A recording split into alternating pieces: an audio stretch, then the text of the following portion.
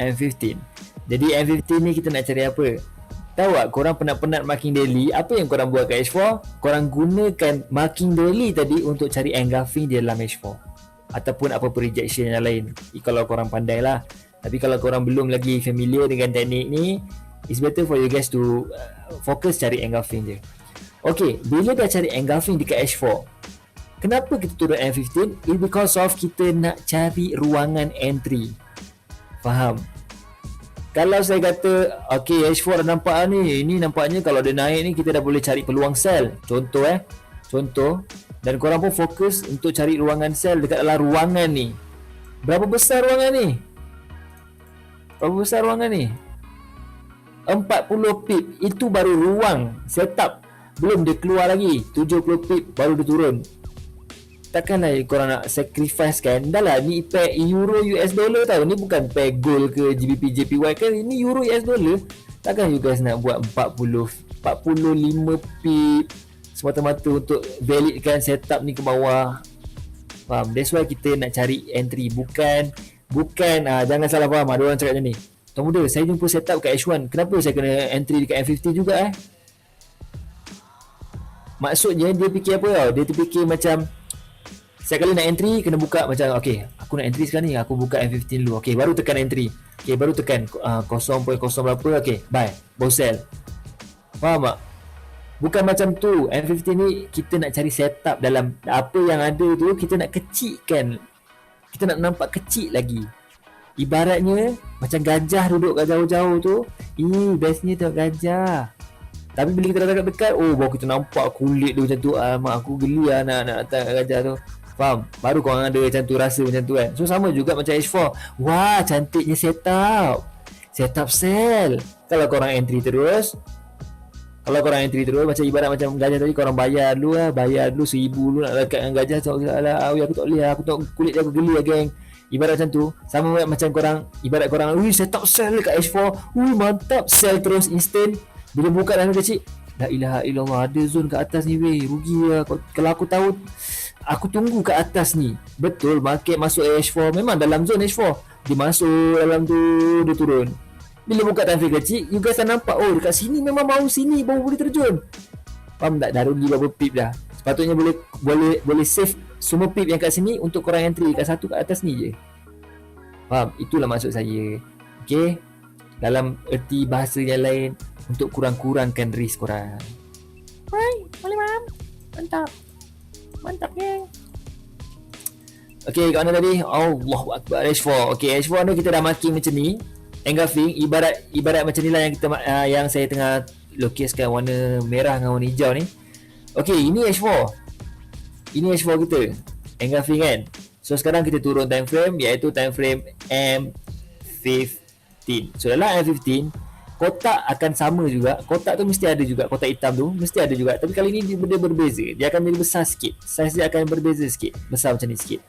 So bila saiz dia berbeza macam ni, dalam ni confirm lah berbeza.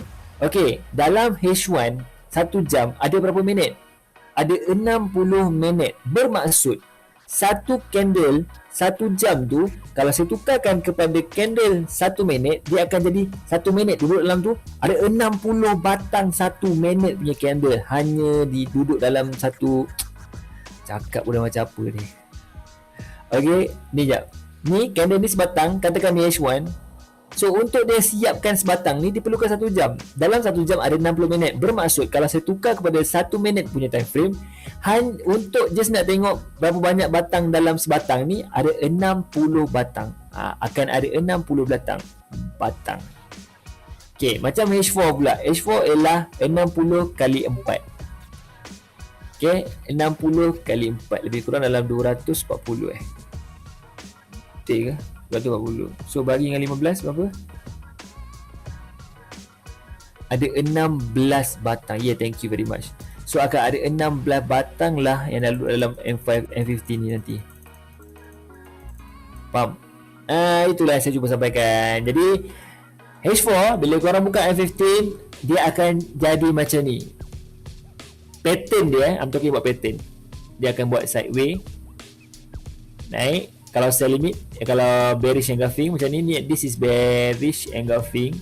dia engulf yang ke bawah.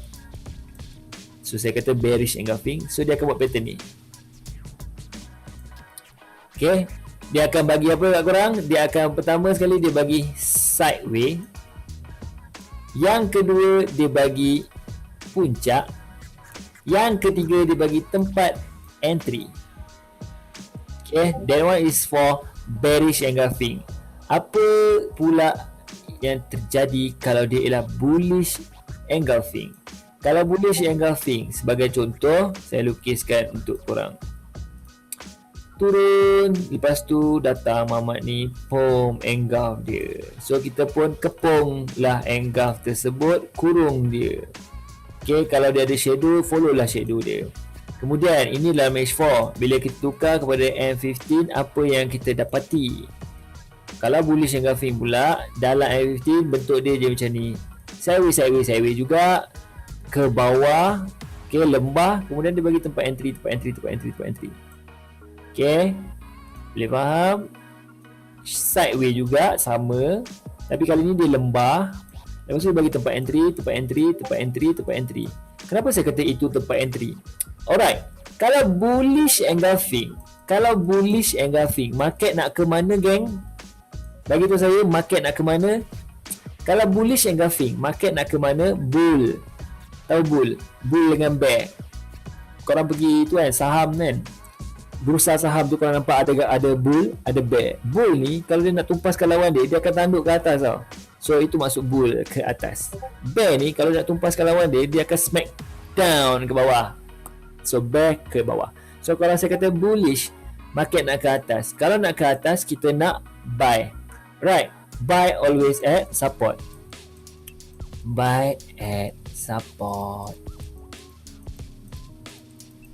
Lepas tu kalau sell pula, sell at resistance. Okay, jadi support apa dia? Support ialah V. Resistance apa dia? Resistance ialah A. Tadi kalau ni kan bullish engulfing, so kita nak buy dekat support. Support ialah V. Mana V? V. Kalau kita sell pula, sell at resistance. Bearish engulfing kan, sell at resistance. Resistance bentuk A. Mana A? A. Okay, dah faham kan? Okay, automatic semua dah faham. Bagus, cerdik. Tetapi, alright, apa guna sideway, lembah dan semua ni? Okay, sideway ni merupakan zone orang-orang biasa. Okay, zone orang-orang biasa. Jadi zone orang biasa ni korang buat macam ni.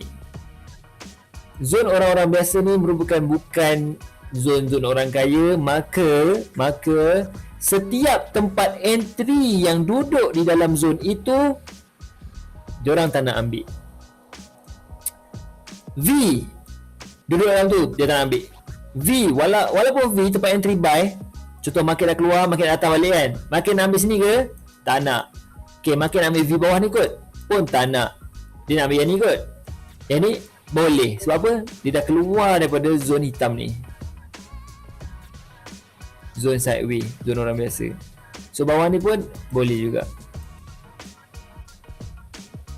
Okay. Kalau kita tengok yang belah bearish pula, belah untuk kita sell pula, this is zone sideway, betul? So kita pun marking zone tu. Tuan muda, cara nak marking macam mana? Cara nak marking, korang buka line chart. Nanti saya akan buka M15 tu, kita tengok. Buka line chart. Line chart ni dekat sideway ni, dia ada bucu atas dengan bucu bawah. Ni bucu ni, bucu A, bucu V. Bucu A yang paling tinggi, bucu V yang paling rendah. Gunakan itu je. Tak perlu buka candlestick nak tengok apa, tak. Guna ni je. Untuk korang tengok, inilah merupakan price yang orang biasa punya price. So kalau market datang balik, dia takkan datang berhenti dekat kawasan-kawasan yang tak sepatutnya lah. Contoh, market dah turun sebabkan ni bearish engulfing, BRE, so dia dah break. Kita tunggu untuk R dan juga E. So bila dia naik, dia boleh tak berhenti dekat, saya kata sell at resistance. Resistance ialah V. So this is, V pula, A. So inilah A. Boleh ambil tak? Jawapan dia tak boleh sebab dia duduk dalam zone orang biasa. Boleh ambil tak A yang keduanya? Tak boleh juga sebab dia duduk dalam zone orang biasa. Boleh tak ambil A yang ketiga ni jawapan dia boleh. Sebab apa? Sebab dia di luar zone sideway, zone orang biasa, zone yang kita tak nak entry.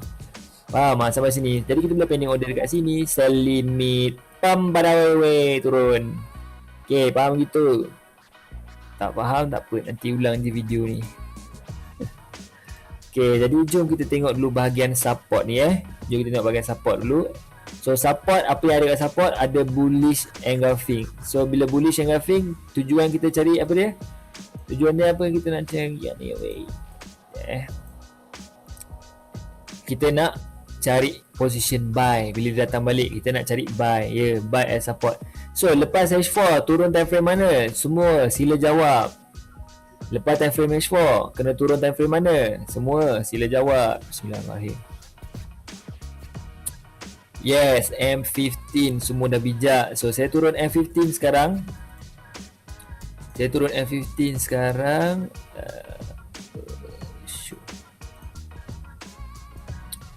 nampak tak apa yang ada dalam M15? Saya buka line chart.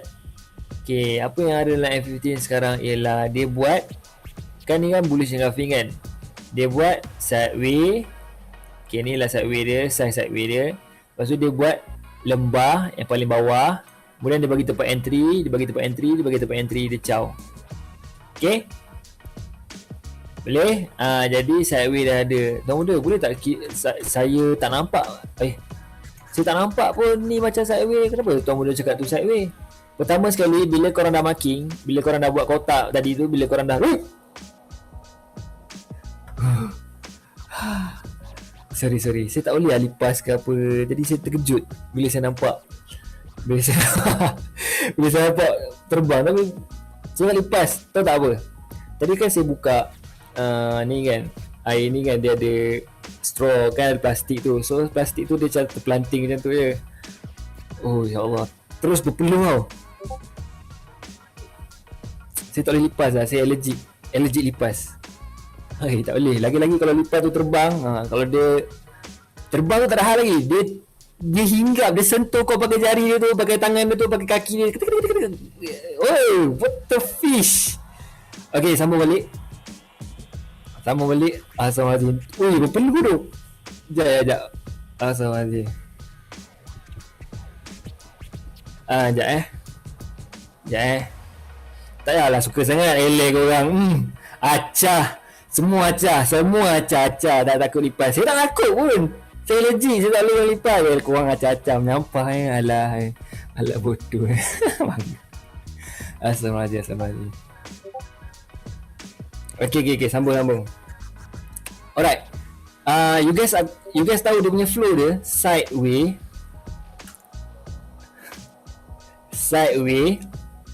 Okay, sideway. Lepas tu dia akan sama ada dia buat puncak ataupun lembah. Lepas tu dia bagi tempat entry. Ini je dia punya flow dalam M15. Okay, dalam kotak M15 tu, ada ni je, ada sideway. Okay, ada sideway. Lepas tu sama ada dia buat puncak ataupun lembah, kemudian tempat entry. So korang dah nampak dah dia buat apa ni? Lembah. So everything yang before lembah ni ada je sideway, itulah sideway dia. Okay, itulah sideway dia.